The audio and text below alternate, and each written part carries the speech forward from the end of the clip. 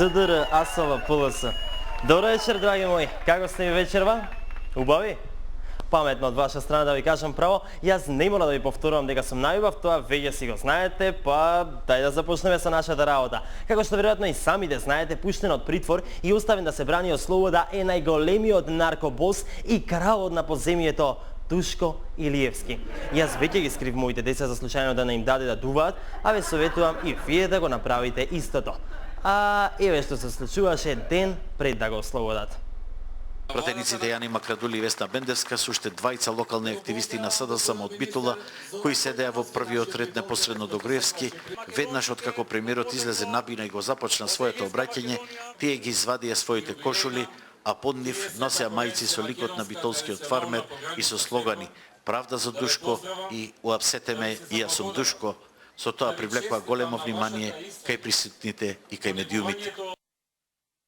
Веднаш потоа на настанот се појави председател на партијата господинот Бранко Црвенковски, кој го стори истото.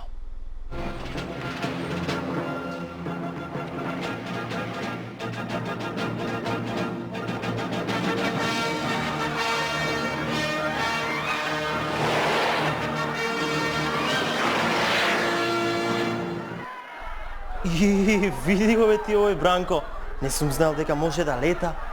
Ама да, оствари, како инако би можел да ја контролира цела држава и сите институции ако нема такви моќи? Ај, подсетете ме да му кажам на бiciklистки за моќиве на Бранко да ја извести македонската јавност. Откако Бранко се претвори во Супермен, Никола побрза да ја увлече на метката и да се качи во Бетмобилот. Погледнете. Се врши таков притисок на институциите во смисла на дури на терор, секојдневно повикување, апелирање да се ослободи некој човек, тоа навистина го крши демократскиот дух на државата и тоа не ја води земјата во добар правец. Јас апелирам да се остават институциите, да им се овозможи да се како што е започнале постапката, така и да ја завршат и да се види точно како е вистина. Така бе, премиере, покажете им кој е газда во оваа држава. Нека видат како се штитат законите и правата на граѓаните. Почитувани гледачи, и вие треба да извлечете поука од нашиот ни почитуван премиер, бидејќи тој, за разлика од Бранко и од опозицијата, никогаш не би избрзувал со заклучоци и не би обвинувал и осудувал пред да биде завршена постапката. Според првичните информации што јас ги добив од Министерството за внатрешни работи, се работи за случај каде што според нив нема сомнение дека се работи за растение кое што се произведува опојна дрога. Ете, ви реков дека премиерот никогаш не избрзува со заклучоци и обвинувања. Море, какво избрзување? Изјава е дадена дури 10 дена откако беше уапсен Душко, а не би избрзувале ни од неговата матична партија. Еве, бiciklистки да го земеме за пример. Тој никогаш не избрзува и не обвинува. Дали колегите од Социјалдемократскиот сојуз не знаат дека дивиот коноп расте 40 на сантиметри, а марихуаната пронајдена на имотот на Душко Илиевски достигнува височина од 2 метри и 70 сантиметри. Точно така. Судијата бiciklistки ја зборува вистината. Растението пронајдено кај Душко беше далеку повисоко од смешните 20-30 сантима кои може да се најдат насекаде низ Битола. Еве, видете и самите. Диво израснатите стебла на канабис во индустриската зона на Битола, за кои пред 2 години говоревне, се уште се тука и ни повеќе, ни помалку, сега се големи над 4 метра. За сега, никој не ги корне, никој не ги уништува. Над 4 метри?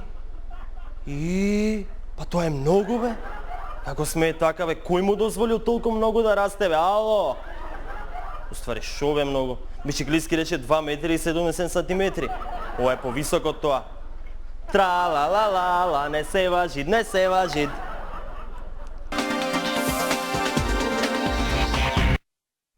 Знаете што се важи? Се важи изјавата на портпаролот на битолската полиција Ѓого Стрезовски дадена пред 2 години, кога земјоделците од Битолско предупредија за самоникнатиот канабис.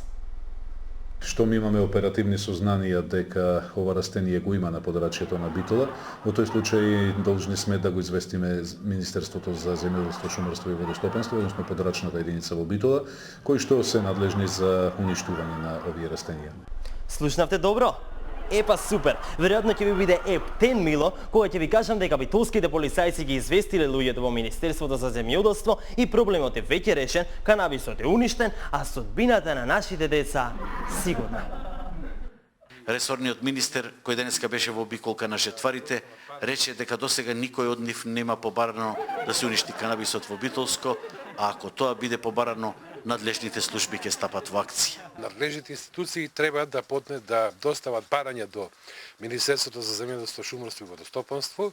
Во овој случај Државниот инспекторат за земјоделство ќе изврши увид на самиот терен и доколку тоа од нас биде побарано, ние во секој случај ќе извршиме механичко или хемиско уништување на канабис.